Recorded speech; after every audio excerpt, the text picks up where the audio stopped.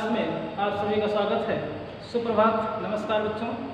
आज हम लोग डीएलएड चतुर्थ सेमेस्टर के अंतर्गत हिंदी शिक्षा विषय में वाक्य के भेद कौन कौन से हैं, उसकी विशेषताएं क्या हैं, उनके विषय में कैसे जानना है और उनके किस भेद को किस प्रकार से समझना है, इसके अंतर्गत हम लोग को चर्चा करते हैं, कुछ सामान्य जानकारियाँ ग्रहण करते हैं।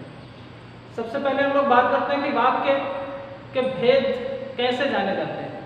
जैसे पिछले दिन हम लोगों ने अध्ययन किया था, समझा था, जाना था कि वाक्य के अंग कौन से हैं और वाक्य के उन अंगों में दो अंग जो प्रत्येक वाक्य में देखे जाते हैं, एक उद्देश्य और दूसरा विधेय। इस पर ज़्यादा विस्तार से न चर्चा करते हुए इतना जान लेते हैं कि उद्देश्य का तात्पर्य होता है किसी वाक्य में जिसके विषय में कहा जाए वो उद्देश्य है और उस उद्देश्य के विषय में जो कहा जाए वो विधेय है। उद्देश्य और विधेय के बाद वाक्य के भेदों पर जब हम चर्चा करते हैं तब ये जानना आवश्यक हो जाता है कि वाक्य के कौन कौन से भेद हैं। मुख्य रूप से वाक्य को दो प्रकार से दो भागों में वर्गीकृत किया जाता है, विभाजित किया जाता है। एक हो जाता है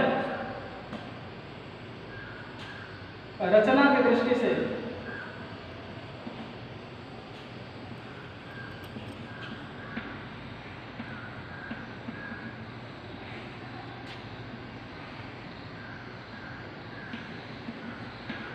और दूसरा है अर्थ की दृष्टि से।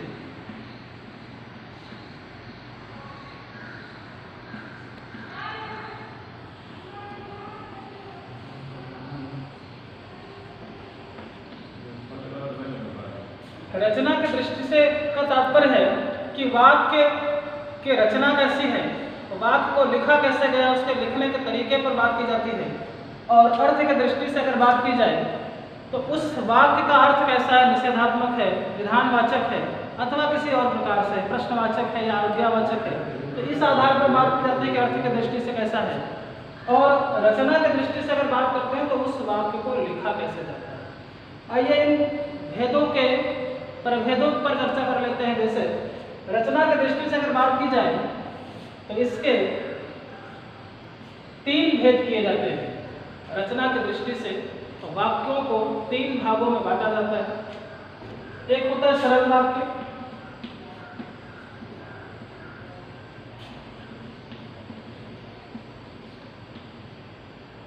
फिर अगला है मिश्रित वाक्य,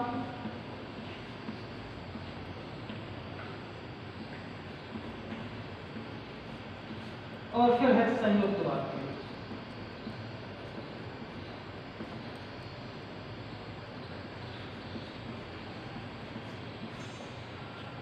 इस प्रकार से रचना के आधार पर वाक्य को लिखने के आधार पर तीन भागों में बांटा जाता है। कई स्थानों पर सरल वाक्य को ही साधारण वाक्य भी कहा जाता है।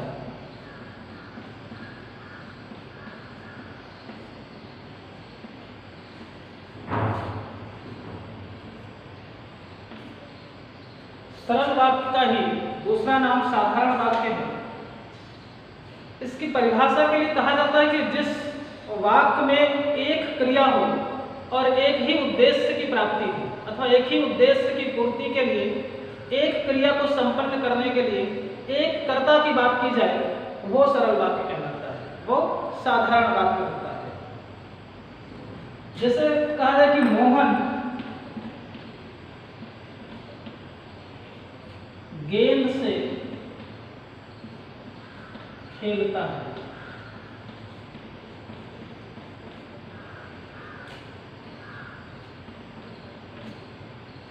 अब इसमें कर्ता भी एक है मोहन, उसके द्वारा संपन्न होने वाली क्रिया भी एक है खेलना, और इस प्रकार से ये एक सरल वाक्य अथवा साधारण वाक्य की श्रेणी में रखा जाता है। इसके अलावा और भी बहुत सारे वाक्य बन सकते हैं। गीता खाती है, मोहन पढ़ता है, श्याम दौड़ता है ना, जिसमें एकल क्रिया हो, एक क्रिया हो, एक कर्ता हो और उद्देश्य और विधेय अर्थात एक कर्ता के द्वारा जब एक क्रिया को पूर्ण किया जाए तो ऐसी कर्ता और क्रिया के संयोग वाले वाक्य को हम सरल वाक्य अथवा साधारण वाक्य की श्रेणी में रखते हैं। इसके बाद फिर दूसरा मिश्रित वाक्य होता है, और मिश्रित वाक्य की विशेषता के लिए कहा जाता है कि जिसमें एक से अतिरिक्त वाक्यों को रखा जाए। मिश्रित वाक्य को पहचानने का एक सबसे सरल उपाय यह है कि मिश्रित वाक्य में एक मुख्य वाक्य होता है और दूसरा उसका उपवाक्य होता है। उपवाक्य का तात्पर्य है कि जब तक मिश्रित वाक्य के पहले वाक्य को दूसरे वाक्य को पहले वाक्य के साथ में नहीं रखा जाएगा, तब तक दूसरे वाक्य का मुख्य अर्थ और उद्देश्य पूर्ण नहीं हो पाएगा। तात्पर्य है कि दूसरा वाक्य पहले वाक्य के अधीन रहता है और पहले वाक्य के अर्थ के आधार पर ही दूसरा वाक्य अपने अर्थ को निश्चित करने में सक्षम हो पाता है। इसीलिए इसे मिश्रित वाक्य में सबसे सरलता पूर्वक हम इसे इस प्रकार जान सकते हैं कि जहाँ पर एक वाक्य मुख्य वाक्य हो और दूसरा उपवाक्य हो, उपवाक्य ही मुख्य वाक्य के अधीन माना जाता है और होता है। उदाहरण की बात की जाए अगर, इसे कहा जाए जो पुरुषार्थ करता है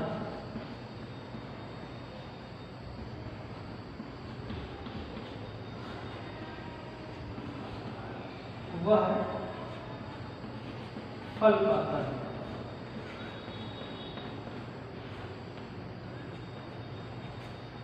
जो पुरुषार्थ करता है वह फल पाता है। अब इसमें पहला वाक्य मुख्य वाक्य हो गया जो पुरुषार्थ करता है, दूसरा वाक्य उपवाक्य हो गया वह फल पाता है।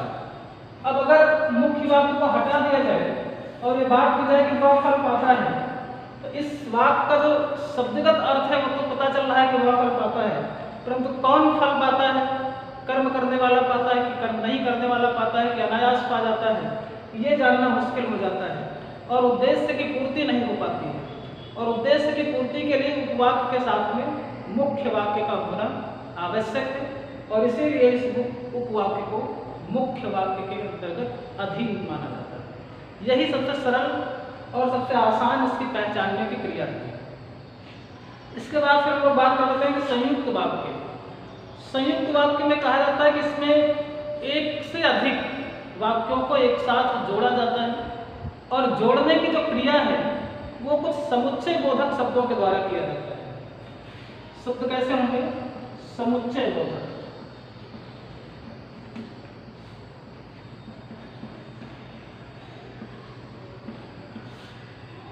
समुच्चय बोधक ऐसे शब्द होते हैं जो दो वाक्यों को आपस में जोड़ते हैं, अर्थात जहां पर एक वाक्य समाप्त होता है और उसी वाक्य में दूसरे वाक्य को जोड़ने के लिए जिस शब्द का हम प्रयोग करते हैं, किंतु परंतु इसलिए वह और, ऐसे वाक्य समुच्चय बोधक वाक्य कहलाते हैं।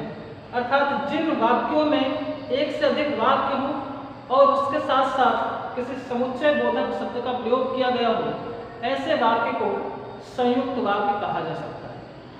दूसरी सबसे बड़ी विशेषता यह है कि संयुक्त वाक्य में एक कर्ता के द्वारा एक से अधिक क्रियाओं को पूर्ति करने की बात कही जाती है। एक ही कर्ता के द्वारा एक से अधिक विधेय हो सकते हैं, एक से अधिक उद्देश्य की पूर्ति हो सकती है ना। जैसे कहा जाए कि वर्षा हो रही थी,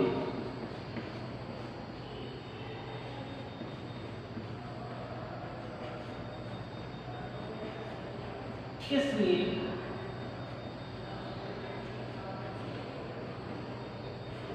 मैं स्कूल नहीं आ सका।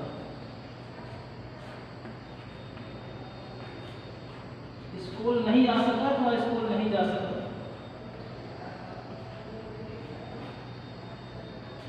वर्षा हो रही थी इसलिए मैं स्कूल नहीं जा सका। अब यहाँ पर देखते हैं कि समुच्चय बोधक शब्द के रूप में इसलिए का प्रयोग किया गया है, और यदि इसलिए इस शब्द को हटा दिया जाए, समुच्चय बोधक शब्द को हटा दिया जाए, यदि हम इस शब्द को हटा दें तो दोनों वाक्य आपस में जुड़ नहीं पा रहे हैं। वर्षा हो रही थी ये बात हो गई, मैं स्कूल नहीं आ सका ये दूसरी बात हो गई। और इस प्रकार से हम देखते हैं कि समुच्चय बोधक शब्द को हटाने के बाद भी ये वाक्य मिश्रित वाक्य नहीं बन पा रहा। जैसे इससे पहले वाला था कि जो पुरुषार्थ करता है वह फल पाता है, बिना किसी समुच्चय बोधक शब्द के ही दूसरा वाक्य पहले वाक्य पर आश्रित है। यहाँ पर अगर हम समुच्चय बोधक शब्द को हटा देते हैं तो दूसरे वाक्य का पहले वाक्य से संबंध स्थापित नहीं हो पाता है, और इसीलिए संयुक्त वाक्य में ये प्रबल आवश्यक है कि उसमें किसी न किसी समुच्चय बोधक शब्द का हम प्रयोग करते हैं। वो चाहे और हो, चाहे किंतु, चाहे परंतु, चाहे इसलिए हो, चाहे वह हो, है ना। इस प्रकार से दूसरा उदाहरण देख लेते हैं कि उसने बहुत प्रतीक्षा की,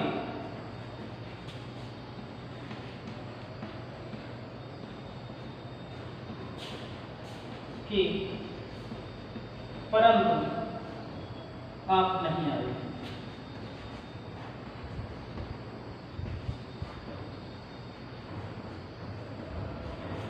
अब यहाँ पर भी हम देखते हैं कि दूसरे वाक्य और पहले वाक्य के मध्य में एक समुच्चय बोधक शब्द का प्रयोग किया गया है, अर्थात उसने बहुत प्रतीक्षा की, ये एक बात पूरी हो गई।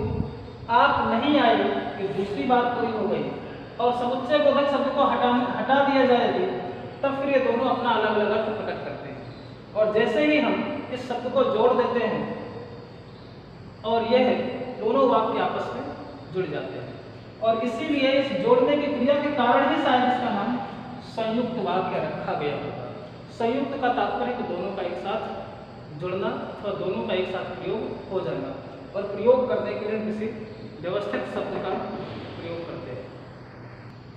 इस प्रकार से हम देखते हैं कि सरल वाक्य अर्थात साधारण वाक्य, मिश्रित वाक्य अर्थात दो वाक्यों को एक साथ मिश्रण करके कहा जाए, और संयुक्त वाक्य में दो वाक्यों को किसी शब्द विशेष अर्थात समुच्चय बोधक शब्द के द्वारा आपस में जोड़ करके उस वाक्य को कहा जाए अथवा उस वाक्य को पूरा किया जाए। इस प्रकार से रचना की दृष्टि से वाक्य के तीन भेद हैं: सरल वाक्य, संयुक्त वाक्य। इसके अलावा और भी जटिल परिभाषाएं कई सारी पुस्तकों में मिलती हैं, परंतु इन परिभाषाओं को समझने के लिए ये सबसे सरल और आसान रास्ता है, सबसे सरल और आसान माध्यम हो सकता है। इसके बाद हम लोग अगले वीडियो में बात करेंगे कि अर्थ की दृष्टि से वाक्य के कितने भेद होते हैं और उन भेदों में प्रमुख अंतर क्या है। इस वीडियो से जुड़ी हुई किसी प्रकार की कोई समस्या, कोई प्रश्न अगर है तो आप कमेंट कर सकते हैं, आप मुझे व्यक्तिगत रूप से मैसेज कर सकते हैं। धन्यवाद।